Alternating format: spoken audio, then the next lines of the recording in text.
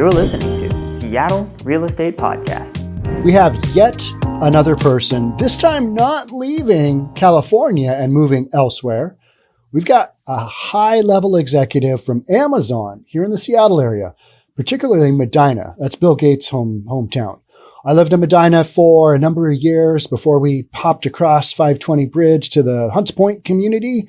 And so I know Medina well. So this story, interestingly, has to do with taxation, I believe. We don't really know. We don't know the purpose or the reasons behind this individual. He is Amazon retail CEO, Dave Clark. So super high up in Amazon. He sold his residence that almost doubled in like 4 years, three plus years. Went from like 7 million to 14 million. And then he bought a house in Texas, in Dallas, in the Big D. This is an ongoing thing with states with either income tax or some kind of crazy excise tax. And this guy has a bunch of stock, and I bet you he's like, well, I'm going to be pulling the exit plug at Amazon here. And so when I go to sell some of those stock options, I don't want to pay those extra taxes.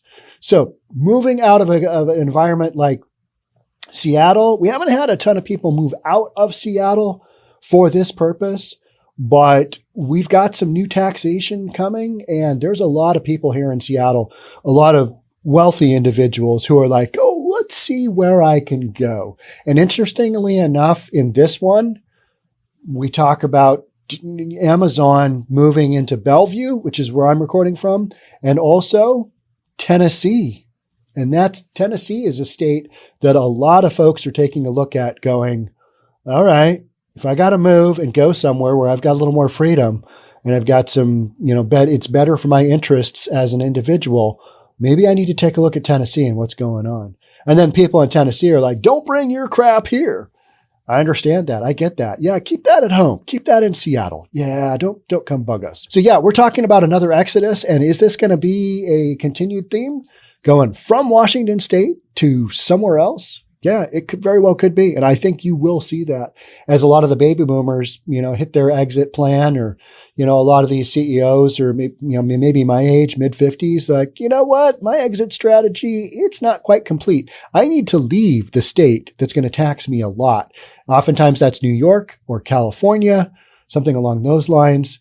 And Washington has been very pro-business, but, with the direction that we've headed politically, guaranteed we're going to have an income tax, which we do not have yet. And a lot of these folks are like, okay, I'm going to be setting up my residence elsewhere. Let's maybe move to Dallas. All right. If you're new here, welcome. My name is Sean Reynolds. I own a couple of real estate companies, and I read interesting news from that perspective. Let's go. So, the leader of Amazon's retail business has left the Seattle area for Dallas, according to a report from Business Insider. Dave Clark, CEO of Amazon Worldwide Consumer, sold his 8,500 square foot Medina mansion last summer for $14.5 million. He bought that for $7 million through a trust in 2018. And in 2018, it was the 19th most expensive home sale of the year. In Washington, I believe, not in the United States. But now $7 million is like entry level mini mansion. It's crazy what has happened with this market. So over the years, I've done a ton of appraisals in Medina. Medina is, it's a beautiful waterfront setting community that has views of Lake Washington. And then beyond that, the Seattle city skyline. Bill Gates lives on what's called the Gold Coast, which is just due south of 520, the 520 Bridge, which you go across from the east side where I am over to Seattle. And Medina is loaded with expensive real estate and those who can afford it. All of West Bellevue basically is just wildly expensive. So it's interesting that he sold there and he's going to Dallas, Texas. But when you think about it, guy's going to unload a bunch of stock options, whatever. He's going to go to the community where he can still work out his last few years of his job. Maybe, I don't really know what articles I read didn't really give a lot of insight on that. But there's a financial reason you make a move like that. And maybe it is for the company, but maybe it's just because Dallas is centrally located. But to me, this has got to do with taxation. So a Dallas luxury realtor told Business Insider that Clark and his wife had viewed several homes before purchasing one in Dallas's Highland Park neighborhood. I know Highland Park really well. It is where a lot of really, really wealthy people in Texas, including 𝑺𝒆𝒂𝒕𝒍𝒆. My parents did an enormous flip on a home at the intersection or the corner of Straight and Crooked Lane. Yeah, those are the two streets that it bordered on. Straight and Crooked Lane.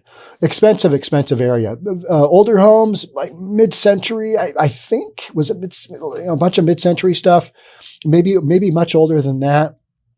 I can't remember what the age of their home was. That they massive single-story home on maybe a horse acre. Beautiful area, beautiful community, and close to downtown Dallas. It's just one of those neighborhoods where you're like, we're in Highland Park. This is the right side of the tracks. So Clark's move to the Lone Star State is just part of a pattern. He sold his Medina home before Washington's 7% capital gains tax was set to take effect in the beginning of 2022. All right, so that's capital gains tax. Now, that does not impact real estate. So we're talking about exercising some stock options here, right? I mean, as you do your exit. Tesla founder and CEO Elon Musk very publicly removed himself from California, and he also went to Texas in 2020. Remember when he was like, yeah, I'm taking everything to Texas. And everybody was like, I don't think you will. And he did. Joe Rogan, the article goes on to say, controversial podcaster. The whole Joe Rogan thing drives me crazy. Most of the people that want to cancel Joe Rogan, I guarantee you have never listened to one of his full podcasts where he's had these people who are deemed to be controversial on. It's like doing a book report without reading the effing book, right? And I hate Joe Rogan. He's terrible. Misinformation. You ever watch one of his full podcasts on YouTube? No. Well, then how do you know? Well, because CNN tells me that. And it's like, okay, but do your own homework. Yes, he does have guests on that have they have interesting stuff to say. I mean, there's some real nut jobs in there. Let's be honest. But that's the beauty of his podcast, is that he will also bring on the doctor from CNN, and they'll have a talk and they'll talk about stuff. So,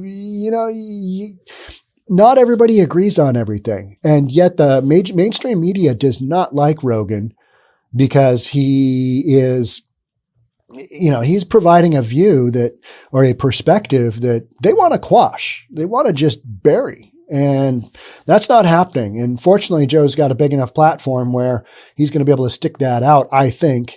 Did you see that Rumble offered him $100 million? That was an interesting move. $100 million. Come to us. $100 million. I think it's going to take more than $100 million to move the needle for Joe Rogan. And it sounds like Spotify has stuck by him so far. This whole thing, trying to cancel people for stuff where you provide an alternative opinion on something. I mean, do people literally watch Joe Rogan and his guests and go, I'm going to do that, and not really think about it? I mean, no. I mean, we're adults. We make choices, right? We have the choice to do all kinds of crazy things that might be harmful to our body. Should I drink a liter of whiskey today? Should I drink a fifth of whiskey today? I could. It's legal, but it'd be really bad for me to do so. Therefore, I'm going to probably pass on that. And you know what? I'm just going to go to the gym and I'm going to kickstart my Friday that way. That's my choice. Yeah, or I could sit in my buddy Dan Futch's bar and drink shot after shot of whiskey. Those are choices. Be an adult. Don't take away those choices. You know what I mean? So, yeah, that's where I kind of sit. While real estate sales are exempt from Washington State's capital gains tax, other investments such as stocks, bonds, and business interest, they are subject to the tax if profits from sales exceed $250,000 annually. All right, so if you're one of these guys, tech bro, And I use that term very loosely, meaning anybody in the technology sector with a lot of stock options. And that's, how they're funding a lot of these real estate purchases that are way and above list price, because they can, let's just crack out another $1 million worth of stock and let's sell that and get the house. Because man, my wife will not stop talking about she needs a house. So let's set her up. Let's get this going. Yeah, go ahead and authorize that stock sale. I mean, that's literally what's going on here. So Clark owns about $42 million in Amazon stock, according to regulatory filings. So he's going to be unloading some of that, right?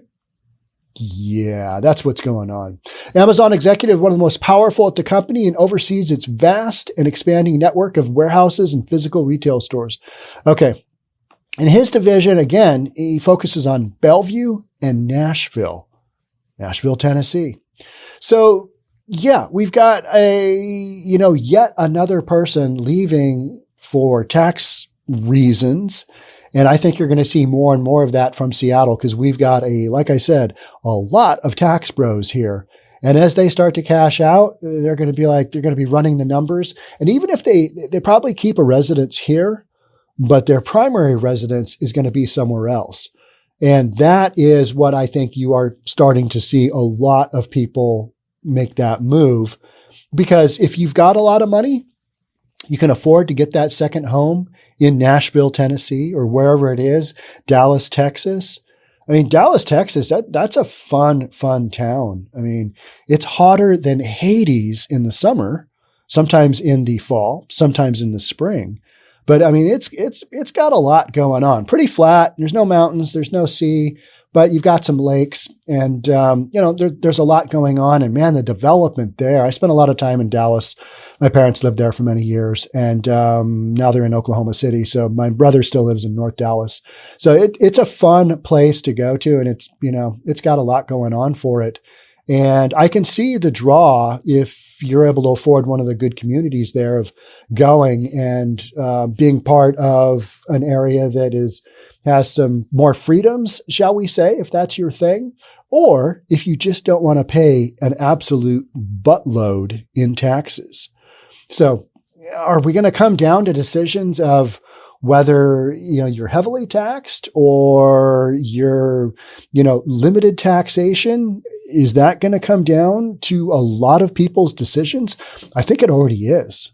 It's just in the past, people didn't feel like they really had the mobility to do that. And Amazon has kind of backed off. It's all right. You're going to be back in the office in February of 2022. We're all going back. Whatever date that was, they've backed off that pretty hard. And now everybody, I think, is having let's just take a little look-see and wait. There's been very few news stories that I've come across where people are like, darn it, we're all going back to the office. My predictions of that fell flat on their face because the whole Omicron thing came about and cases skyrocketed to the moon. And I don't think politically or, from a business standpoint, a lot of these CEOs, they just didn't have the backbone to say, you know what, you get a bad cold, you're going to be okay. They just didn't want to take on that liability because everybody was screaming, cases are skyrocketing. But yeah, okay, but it's not taking everybody out like that first COVID-19, right? Or even the Delta. Either one of those were obviously far, far more dangerous than and able to kill people at a much greater rate than the most recent variant, which I had over Christmas. And from that standpoint, I think people looked at the caseload and went, yeah, we're just going to hang back here and we're still going to work from home for a long time. And Amazon is, I've got friends that work at Amazon, and they have stated, yeah, we have no idea when we're really going back. I think they've kind of given up making those predictions. And most businesses have learned to kind of work, remotely if need be. I've got 2 members of my crew that work remotely, and one of them has since 2011, and one of them has since 2020 at the beginning of the coronavirus. One by choice because it made sense, and another because, again, it made sense and for health reasons. You got some, you just need to be at home if that's your thing. So there we are. And I think a lot of us have been able to work around how to make that go, how to make business, make that happen. And so these businesses are not, they're not dictating people come back to work. And as a result, I think I think Amazon has a kind of a rough rule that you need to be within a day's travel of being able to get back to the office. So if you're in Dallas, yeah, it's 4.5-hour plane flight to 𝒂𝒕𝒂𝒕 here in Seattle. That's a quick trip. That's shorter than my trip to Hawaii. That's why everybody goes to Hawaii from Seattle, is because going to Florida, it just takes too long. All those multiple time zones. You fly into Maui and you get to go backwards 2 hours or maybe an hour. So you gain. So you can fly out at I usually take the 10:15 flight 30, I think it is. Maybe it's 29, 30. It's one of those two, because one's 29 on the way there and one's 30 on the way back. And you get there at 1 o'clock in the afternoon because of the time difference. When you go from West Coast to East Coast, yeah, you lose half your day, whatever it is, between flying and that. So there's a lot of folks that are going to be doing, that kind of, it's not even really commuting. It's just travel back to the office, wherever the office may be, because this whole coronavirus has taught people lessons on, hey, you don't actually have to have an office to operate in the environment that you thought you did. And then I just got through talking about, on a separate podcast, talking about the ability to order McDonald's while you've got your virtual headset on in the metaverse. So you get real hungry, you're doing your metaverse thing, which is just, sitting on your rear at your computer, and you march your avatar into McDonald's and you order some food, and then it gets delivered to your house or your apartment or whatever it is. I mean, we all need that in our lives, don't we? I mean, you need to have McDonald's. No, but we're entering an environment where that is a thing that is going to happen, because McDonald's is literally applying for patents right now on that topic. Whether it really becomes a thing, I don't know. But with the coronavirus, we have proven that people can live in Dallas and work in an office in Seattle, come in once a month, whatever it is, be within a day's travel and make that happen. So people that have, large assets and are looking at making a move, they're making moves. And there's a whole crew of people out there who are working out how to do that, whether they are baby boomers that are looking to sell their businesses and retire, or they're just looking to get out of Dodge, go to some place where they feel a little bit more freedom. We are still, in Washington, we are still dealing with an indoor mask mandate. So I got to go to the gym, go to a restaurant. We're getting rid of our outside. If you're at an outdoor venue and there's over 500 people, you're still supposed to wear a mask. That is coming to an end, I think, February 18th. But the indoor mask mandate with restaurants and gyms, we're still dealing with that. The rest of the country has kind of sloughed that off, with the exception of a bunch of Democrat-run states that are in the process. But Washington, for sure, will be one of the last states to give up their mask mandate. Down in Oregon, I think their mask mandate is permanent and has to be gotten rid of with some legislature. That's how committed Portland is to hiding their identity and living in shame. So there's that. But as far as folks moving to Dallas, that's an interesting move. But a lot of folks are doing this kind of thing for one reason or another. And that's also why you've got these real estate markets that are just hot. People are doing stuff, selling, buying, and in different communities. And it's super interesting. I was looking at some stats of U-Haul moving out of California down to Texas. And that's one of the huge moves that's going on. Texas of all places. I mean, it just used to be, well, yeah, you've got Austin and you got Dallas and you've got Houston, and individually, they had some pull in their big cities, but they didn't have the pull of like an LA. And now literally you've got this massive exodus out of LA, out of New York, into places like Dallas, Texas, maybe the intersection of crooked and straight. Who knows? All right. That's it for me on this one. Interesting move. And these are all kind of part of a pattern of what we're seeing. I'll keep bringing these to you as I see them. Thanks again for being here. We'll catch up soon. Talk then. Bye for now.